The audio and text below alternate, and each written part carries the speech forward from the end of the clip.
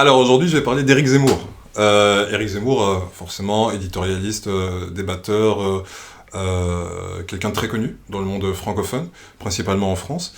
Je vais parler de Zemmour parce que je pense que dans sa manière de débattre, il y a pas mal de belles leçons à tirer, notamment dans la communication qu'on peut avoir avec tout un chacun, dans le quotidien, mais surtout dans l'échange d'arguments et dans le débat. Et je trouvais que Zemmour, c'était vraiment un bon canevas de départ. Donc voilà. Pourquoi de Zemmour? Parce qu'en fait, finalement, il est ce que beaucoup de gens sont, c'est-à-dire quelqu'un de pas forcément très beau, de pas forcément très charismatique, mais qui pourtant est extrêmement redoutable en débat. Et je crois qu'il est probablement la preuve, quand on applique ces techniques, qu'en étant bien préparé, en utilisant ses forces et en n'allant pas sur l'angle qui n'est pas forcément sa propre force, justement, on peut être un débatteur d'excellence, et c'est ce que je vais essayer un peu de démontrer. D'abord, Zemmour, il faut savoir, et je pense que c'est le préambule de tout ce qu'on est en train de tout ce qu'on va dire par la suite, Zemmour, c'est d'abord quelqu'un qui travaille beaucoup. Je crois qu'on peut oublier l'idée d'être un bon débatteur, de pouvoir être quelqu'un qui arrive à échanger valablement des arguments si on ne bosse pas. Zemmour, c'est un gros bosseur. C'est quelqu'un qui produit du contenu, qui fait énormément de recherches, qui a développé pas mal d'idées, de concepts dans ses livres. Alors on peut ou ne pas aimer, mais ce qui est indéniable, c'est que c'est un mec qui bosse, et qui est encore plus indéniable, c'est que c'est un mec qui connaît ses sujets. Et donc ça, c'est le préambule de tout, et c'est la raison numéro 1 de ce dont il faut s'inspirer si jamais on veut s'inspirer de Zemmour. La raison numéro 2, c'est que Zemmour construit le débat sur ses propres forces. C'est-à-dire que c'est quelqu'un qui, parce qu'il travaille beaucoup, parce qu'il est bien préparé, travaille ses argumentaires, travaille l'enchaînement logique de ses concepts, et finalement travaille la théorie de ce qu'il va essayer de développer. Et il va du coup faire en sorte que tout le débat ne puisse se faire que sur un prisme intellectuel et théorique. Il ne va jamais essayer de partir sur quelque chose d'émotionnel. Et dès que quelque chose d'émotionnel va lui être envoyé en plein visage, il va l'arrêter. Donc, deuxième leçon qu'on peut avoir et dont on peut s'inspirer de Zemmour, c'est de rester sur le carcan qui est sa force. La force de Zemmour, c'est le concept, c'est l'analyse, c'est la théorie, c'est la stratégie. Du coup, il refuse toute forme de débat sur quelque chose qui pourrait être de l'ordre de l'émotionnel. Et d'ailleurs, c'est ce qui le met souvent en porte-à-faux avec les femmes, parce que pour plein de raisons dont on débattra, les femmes ont parfois tendance, dans leurs débats, à utiliser la fibre émotionnelle qu'elles maîtrisent bien plus en moyenne que les hommes. Et Zemmour, sachant ça, ne veut jamais aller sur le prisme émotionnel, et pire que ça, essaie de leur renvoyer leur côté émotionnel justement comme une faiblesse. Et c'est un moyen double qu'il utilise finalement pour donner le sentiment que lui est en position de force, mais qui en fait lui permet de rester en position de force juste parce que c'est ce qu'il connaît. Il ne maîtrise pas l'émotion, il maîtrise la théorie. Le troisième truc qui est intéressant, c'est que Zemmour ne prend jamais les choses personnellement. Il fait toujours en sorte d'être quelqu'un de courtois, d'utiliser des mots polis, d'utiliser parfois des mots savants, mais de rester sur quelque chose qui valide encore cette idée qu'il n'est pas sur l'émotionnel, mais uniquement sur l'argument d'information. Et là où il est malin, c'est qu'il le fait en sachant pertinemment qu'il a face à lui quelqu'un qui aimerait de temps en temps aller sur cet angle-là, aller sur l'angle personnel. Et quand vous ne vous y attendez pas, il introduit quelque chose de très malin, c'est qu'en plein d'arguments particulièrement théoriques, particulièrement conceptuels, il sort une saillie, une pique qui vous blesse intérieurement et très personnellement.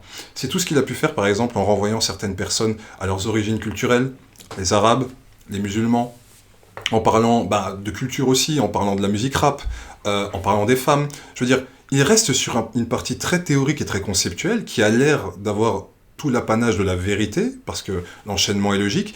Et au milieu de tout ça, quand vous vous y attendez pas, il vous envoie une pique purement émotionnelle, ce qui crée légitimement chez vous une réaction émotionnelle et personnelle, et à laquelle il peut répondre en disant « Non mais je suis juste sur le débat d'idées ». Ouais, c'est vraiment quelque chose de très très très bien fait, parce qu'en fait ça lui fait encore apparaître comme quelqu'un qui garde ses nerfs, qui est au-dessus de la mêlée, qui est courtois, qui est poli, qui vous laisse parler, qui vous laisse répondre, qui prend le temps de la parole quand on le lui donne, alors que vous vous emballez de l'autre côté, vous vous énervez, vous avez envie de répondre, vous avez envie de l'insulter, et ça le valorise et ça le conforte dans sa position de force de débatteur. Il y a aussi quelque chose qui est que Zemmour va toujours faire en sorte, quel que soit le débat, de le ramener sur les terres qu'il connaît, dans lesquelles il a déjà construit une analyse, déjà construit un système, déjà construit des concepts. Et c'est d'ailleurs souvent marqué par la phrase que le débatteur va lui dire en face, qui va être Oui, mais vous revenez à vos paranoïas, ou vous revenez à vos lubies, ou vous revenez à vos thèmes de prédilection. Alors Zemmour va répondre qu'il n'a pas de paranoïa, etc., qu'il n'est pas sur le thème de la psychanalysation. Ok, mais ce qui est véridique, c'est que vous pouvez parler de football, de basket, de fleurs, de n'importe quel concept. Il va avoir le moyen rhétorique d'amener tout ça sur son terrain et du coup déblatérer des choses qu'il maîtrise bien, des choses logiques, des choses analytiques, des choses théoriques. Et donner comme ça l'impression que sur tous les sujets, il a les réponses. En fait, non, il n'a pas les réponses sur tous les sujets. Il arrive sur tous les sujets à les ramener dans un domaine où il a déjà préparé ses réponses, qui donne du coup le sentiment qu'il a des réponses à tout. Donc ça, c'est quelque chose de très intéressant, et c'est une tactique qu'on peut appliquer si jamais on veut s'améliorer dans le débat. Quelque chose de vraiment très intéressant que Zemmour fait aussi, c'est qu'il a conscience qu'il est assez mauvais en saillie. Je l'ai dit tantôt, les seuls qu'il arrive à faire, c'est généralement des pics. Mais la saillie bien pensée, c'est la saillie qui certes pique, mais arrive à faire un petit peu rigoler, arrive à un petit peu apaiser l'atmosphère. Et ça, il ne sait pas le faire. Du coup, pour pouvoir remplacer ses propres saillies et arriver à placer des punchlines, ce qui est très important dans un débat, il se sert de citations de grands auteurs. Ça, c'est la technique que Zemmour fait, et c'est d'ailleurs parfois un peu caricatural, il va vous en placer 15 dans 5 minutes de débat, souvent les mêmes d'ailleurs, mais c'est sa manière à lui de pouvoir balancer des saillies bien pensées, balancer des punchlines, ça fait toujours un bon effet dans un débat, sans avoir à les concevoir de lui-même. Il les prend dans des livres, et en plus ça permet de valoriser l'idée selon laquelle il lit beaucoup de gens, il est très cultivé, ce qui est vrai, hein, mais ça appuie encore un peu plus sur cet aspect-là, et c'est intéressant.